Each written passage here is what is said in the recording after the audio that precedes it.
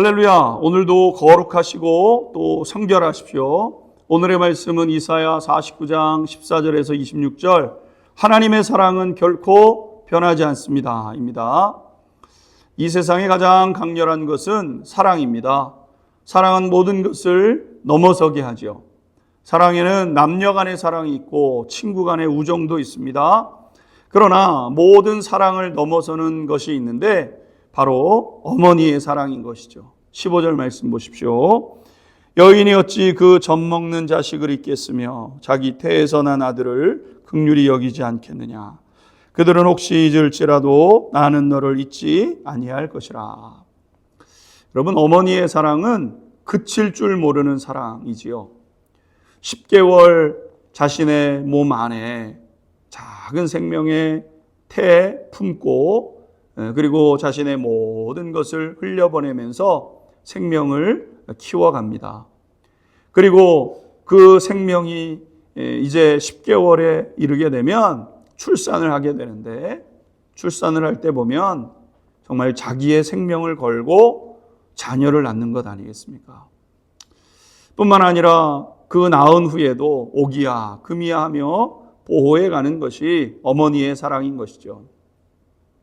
그런데 이 어머니의 사랑을 넘어서는 놀라운 사랑이 있는데 하나님의 사랑이라는 겁니다. 하나님은 우리를 어떻게 사랑하셨는가? 16절 이렇게 말씀하고 있습니다. 내가 너를 내 손바닥에 새겼고 너의 성벽이 항상 내 앞에 있나니. 하나님은 우리를 얼마나 사랑하셨는지 우리를 손바닥에 새기셨다고 말씀하셨습니다. 그래서 하나님의 그 손바닥은 구멍나 버린 손바닥이죠. 십자가에 못을 박아서 내가 이만큼 너를 사랑하고 있어 증명하신 사랑인 것이죠. 그래서 하나님은 그 손바닥을 보시면서 그 손바닥 볼 때마다 우리가 하나님의 자녀라는 사실, 내가 어떻게 사랑하기로 결정했는지를 하나님이 기억하십니다. 세상이 악해서 종종 어머니가 자기 아이를 외면하거나 버리는 일이 간혹 있습니다. 그런데 하나님은 그렇게 하지 않기로 결정하셨기에 손바닥에 구멍을 내신 것이죠. 그리고 구멍난 손바닥을 볼 때마다 나를 사랑하신 그 사랑을 기억하게 됩니다. 어머니의 사랑은 오직 자녀가 잘 될 수 있는 모든 방법을 간구하는 사랑이기도 하죠. 자녀를 먹여주고 입혀주고 닦아주고 그렇게 합니다. 하지만 그것으로 다 했다고 여기지도 않습니다.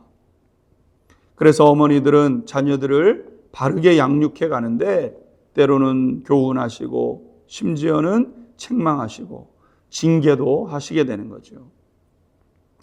마찬가지로 하나님 아버지의 사랑은 하나님의 자녀인 우리들을 징계하시기도 하십니다.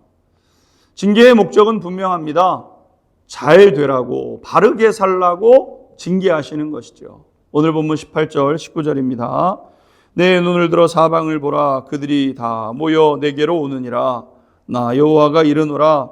내가 나의 삶으로 맹세하노니 내가 반드시 그 모든 무리를 장식처럼 몸에 차며 그것을 띠기는 신부처럼 할 것이라. 이는 내 황폐하고 적막한 곳들과 내 파멸을 당하였던 땅이 이제는 주민이 많아 좁게 될 것이며 너를 삼켰던 자들이 멀리 떠날 것이라. 하나님이 이렇게 하신 것은 마침내 우리를 복되게 하시기 위한 것이라는 겁니다. 실제로 이스라엘 백성들은 하나님의 이러한 뜻에 따라 바벨론 포로 생활에서 풀려나서 약속하신 가나안 땅으로 돌아오게 되죠. 그리고 모든 민족이 그 앞에서 복을 누려가게 됩니다. 바벨론 포로 귀환 사건을 보게 되면 모든 민족에게 주어졌던 것이 아닙니다. 오직 이스라엘 백성들에게만 주어진 것이었죠. 다른 민족들은 수치를 당하고 멸망을 당할 때 오직 이스라엘 백성들만 회복의 역사를 이루어 갔던 것입니다. 하나님의 바람은 우리가 회개함으로 거룩하기를 원하고 바른 삶, 올곧은 삶을 이루어가는 데 있는 것 아니겠습니까? 그러므로 우리는 우리를 회복해 가시는 하나님 앞에 겸손해야 됩니다. 하나님의 능하신 손 아래 겸손한 자들 때가 되면 높여주신다고 말씀하신 것 아니겠습니까? 여러분 겸손하십시오. 겸손하셔야 됩니다. 여러분 겸손이 무엇입니까? 그것은 오늘 나에게 주어진 고통을 받아들이는 것이 겸손함인 것입니다.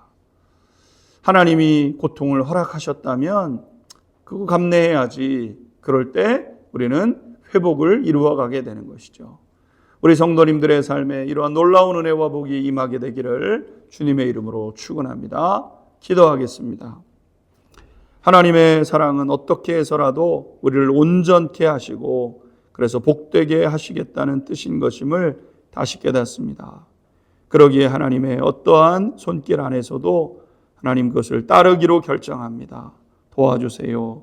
주님, 이 모든 말씀 예수님의 이름으로 기도하옵나이다. 아멘.